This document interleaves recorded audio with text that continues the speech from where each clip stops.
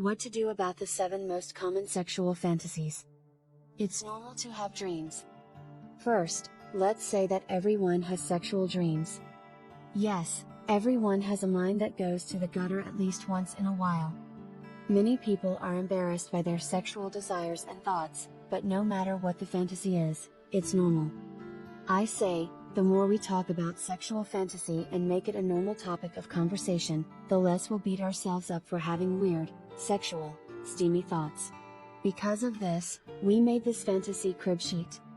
Even though there are a lot of options, there are 7 main types. Your sexual fantasy is probably not as unique as you thought. In 2018, internationally known sex educator Justin Lee Miller, PhD, surveyed more than 4,000 people with 350 questions. He found that there are 7 main themes in fantasy stories. Even though there are a lot of things that could happen, your steamy wish will likely be explored below. And if not, let's just say you have more ideas than most people. Wink? Multi-partner sex. Did you watch that Game of Thrones scene with your eyes glued to the screen, the one where Theon Greyjoy gets naked with 2 dead queens? The hand between your legs when you think about an orgy with more than one person? You're not alone. Most Americans get excited about things like group sex. Why is group sex so much fun? Engel says, in most people's dreams about having sex with more than one person, you're the star of the show. It's a turn on that more than one person wants to have sex with you. Threesomes, orgies, and other similar things can also cause too much stimulation. Think about it, there are more bits, smells, tastes, holes, pulls, and sounds than in a twosome or solo session. How to handle it? Engel says that every fantasy fits into one of 3 groups. Those we keep to ourselves, those we share with our partners to make things hotter during sex, and those we'd like to try in real life.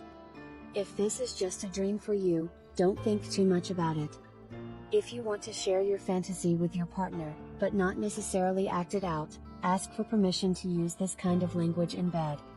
For example, I've been thinking it might be hot to talk through a fantasy of another woman getting in bed with you. How do you feel? Want group sex in real life? Good news. Cassandra Corrado, a sex educator with O.School, says, group sex is also a pretty accessible fantasy. You might not be able to have sex with your favorite celebrity, but you can probably find someone who is down for a threesome. If you're in a relationship, talk about whether you want it to be a one-time thing or a regular thing, and whether you'd rather meet a stranger or someone you know. Set limits for these kinds of interactions. Control, strength, or rough sex. QS&M by Rihanna, because whips and chains get a lot of people in the United States excited. The second most popular fantasy is sadism and masochism, S&M, and bondage, discipline, dominance, and submission, BDSM. BDSM is mostly about the exchange of power, whether it's sexual or not, that both parties agree to.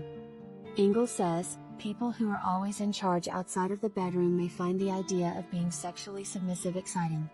And because rough sex and a sense of authority are taboo, the idea of being in charge can be hot. This is the type of roleplay that includes daddy/stepdaughter, professor/student, and boss/employee. Forced sex, which Dr. Leigh Miller calls mock rape, is also a problem. S&M is about hitting, whipping, humiliating, and other ways to give or get pain. Corrado says, really, this kind of play is about radical trust because it's a vulnerable kind of play. And that weakness has the potential to arouse. How to handle it? BDSM has a wide range of sexual activities, from spanking and blindfolding to electroplay and needle play. So the first step to making this fantasy happen in real life is to make sure it's safe, sane, and consenting, SSC. Then you need to figure out what the fantasy is and talk to your partner about it. There should be a plan for what will happen in that sex scene, no matter what the fantasy is, says Daniel Scient, the founder of NSFW, a club that hosts sex-positive events and workshops. That way, you can avoid unwanted or non-consensual acts, even if the other person is trying to take control, he says. How to explain the setting. Agree on a safe word. Talk about who is doing what. Put limits in place. Don't rush. Check in all the time. Novelty, adventure, and variety. Sex on a beach or top of a mountain. Boning in the bathroom of an airplane or with a butt plug-in. Having a good time in a park.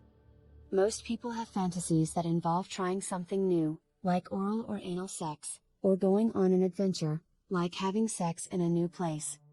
Corrado says, facing the unknown and trying something new can give you a thrilling adrenaline kick, and for some people, that feeling of adrenaline is linked to arousal. Engel says that in long-term relationships, it's especially important to keep things interesting to avoid getting bored in bed and to keep an active sex life.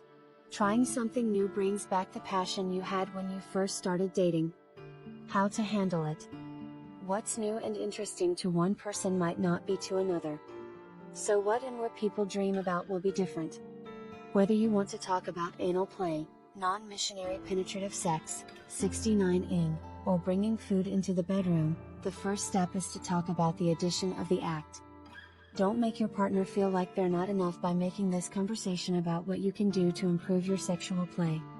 Try saying, "I love it when you're inside me." How would you feel about trying doggy style the next time we have sex? Or, "I love the way you look between my legs. Would you like to taste me the next time we have sex?" What if you want to do the same old thing the same old way, but not in the bedroom? Again, ask your partner if they would be down for it. Remember that having sex in public is against the law in the United States. There is a chance of being charged with public indecency, indecent exposure, lewdness, or making obscene displays. Non-monogamy. Open relationships, polyamory, and swinging are all seen as healthy and happy ways to be in a relationship, and people in monogamous relationships often use them as a way to masturbate. Most of the time, someone's fantasies are about not being married by choice. This means that one partner has permitted the other to play outside of their marriage. Some people dream about not being married. Some people dream that their partner is sleeping with someone else. Cuckolding is the fantasy of letting your partner have sex with someone else, but only if you get to watch or hear about it, in detail, after the fact. Less than 0.5% of people said that cheating, being unfaithful, or adultery turned them on. How to handle it. First, figure out if this is something you want in real life, says Engel. That's different from just having the fantasy, he says. Corrado says that if you want to change the way your relationships work, you should first think about what that means to you. Some people know for sure that they want one romantic partner, but they also want to try out different sexual partners. Some people want to be deeply romantic with more than one person at a time. Once you can say what you want, talk to your partner about it. Not everyone will be comfortable with changing their relationship structure, but if you decide to move forward together, you'll need to practice this kind of open communication, she says. If you're having fantasies about cheating, Corrado says, figure out why you're having this fantasy. Are you not happy with your partner? Do you want a rush of adrenaline? Is there something else going on inside? What do you think about the story? Exploring your feelings may help you figure out what needs you haven't been meeting. Then, figure out your WHY. If you want to, you can go to couples therapy or break up with your partner. You can go skydiving or deal with the real problem. Or, live out your fantasy. But keep in mind that unethical non-monogamy is breaking the rules or boundaries of your relationship, and if your partner finds out, they may leave you or feel guilty. Taboo and forbidden sex. In the bedroom and out, we always want what we can't have. It's how our brains work, Engel says. Any sexual relationship or act that could get us in trouble or be seen as weird, forbidden, or gross in real life can be a turn-on. People usually don't do things like licking their feet or armpits or worship leather or lycra.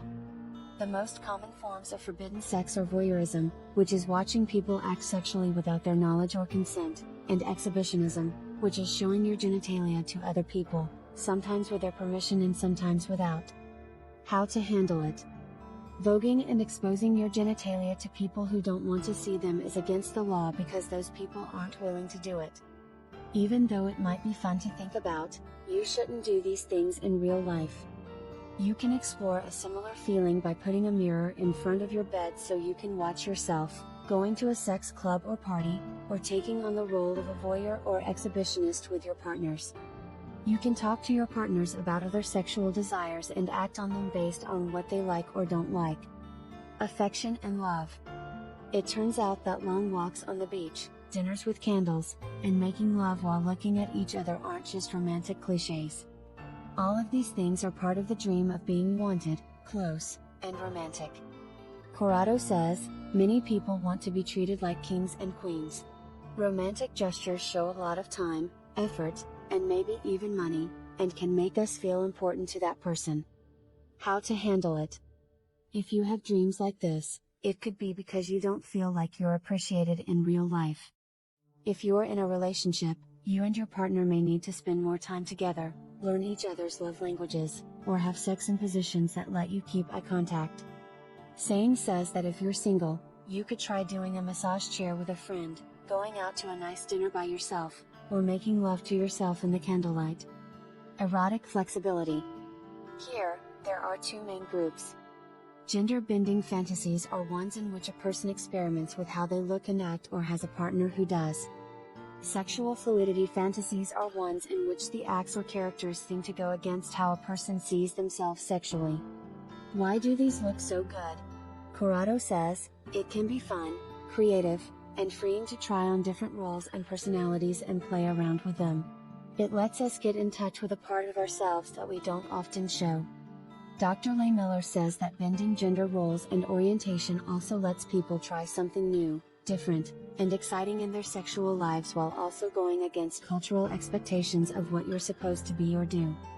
Corrado says that being able to do or be things or people you're not supposed to with your partner adds a layer of safety and vulnerability that makes us feel closer to our partner. How to handle it. Some of these fantasies may come from a desire to explore your sexuality, gender identity, or how you present yourself as a man or a woman. But experts say that most of the time it comes from wanting to feel comfortable in your skin with a partner. As always, talking to your partner is the best way to find out if your gender-bending or sexual fluidity fantasies fit with what they like. Then why bother? You might learn a thing or two about what you want in real life from your dirty thoughts, but there are many other reasons why people have sexual fantasies. From most common to least common, here are the reasons we make up stories. To feel excitement. Because we're interested in how different sexual feelings feel. To meet unfulfilled needs. To get away from life. To explore a sexual desire that isn't okay. To plan a sexual meeting for the future. To calm down or stop worrying. To feel more confident in bed. Because we don't want to. Does it vary by gender? There are a lot of things that people fantasize about that are the same no matter what gender they are. The main difference is how often they dream about a certain thing. For example, men are more likely than other genders to have fantasies about having more than one partner or doing things that are against the rules. Women are more likely than men to have BDSM or romance fantasies, and they do so more often. How can you tell your partner about your dreams? Whether you talk about it or not depends on whether you want to, and are allowed to, make the fantasy come true.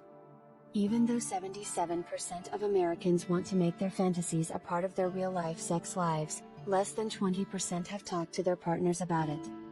If it's clear that the activity is safe, legal, and done with consent, and you want to bring your partners into the fantasy, the steps below can help. Talk to each other in detail before you meet.